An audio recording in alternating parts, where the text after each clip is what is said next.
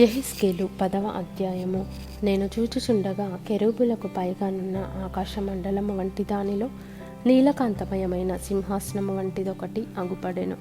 అప్పుడు అవిసెనార బట్ట ధరించుకొనిన వానితో యెహోవా కెరూబు క్రిందనున్న చక్రముల మధ్యకు పోయి కెరూబుల మధ్యనున్న నిప్పులు చేతుల నిండా తీసుకొని పట్టణము మీద చల్లుమని సెలవీయగా, నేను చూచుచుండునంతలో అతడు లోపలికి పోయెను. అతడు లోపలికి పోగా కెరూబులు మందిరపు కుడి ప్రక్కను నిలిచియుండెను, మరియు మేఘము లోపలి ఆవరణమును కమ్మియుండెను. యెహోవా మహిమ కెరూబులపై నుండి ఆరోహణమై మందిరపు గడప దగ్గర దిగి నిలిచెను, మరియు మందిరము మేఘముతో నిండెను. ఆవరణమును యెహోవా తేజో మహిమతో నిండినదాయెను.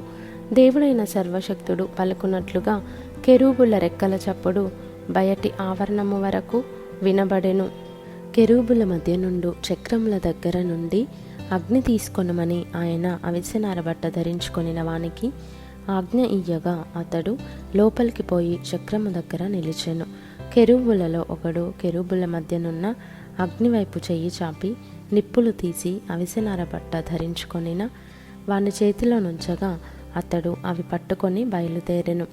అంతలో కెరూబుల రెక్కల క్రింద మానవ హస్తరూపం ఒకటి కనబడెను. నేను చూచుచుండగా ఒక్కొక్క కెరూబు దగ్గర ఒక చక్రము చొప్పున 4 చక్రములు కనబడెను.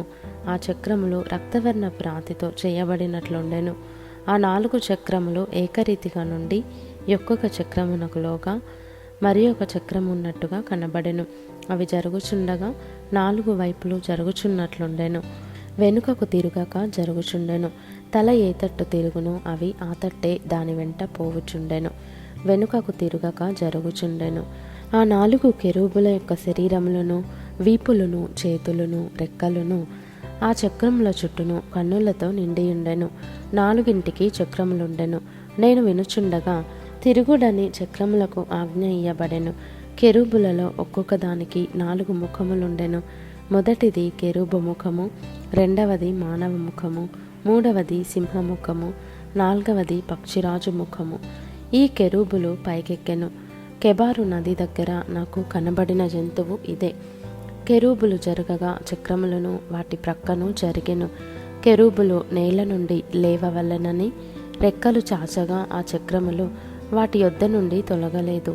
జీవులకున్న ప్రాణము చక్రములలో ఉండెను గనుక అవి నిలువగా ఇవియు నిలిచెను, అవి లేవగా ఇవియు లేచెను.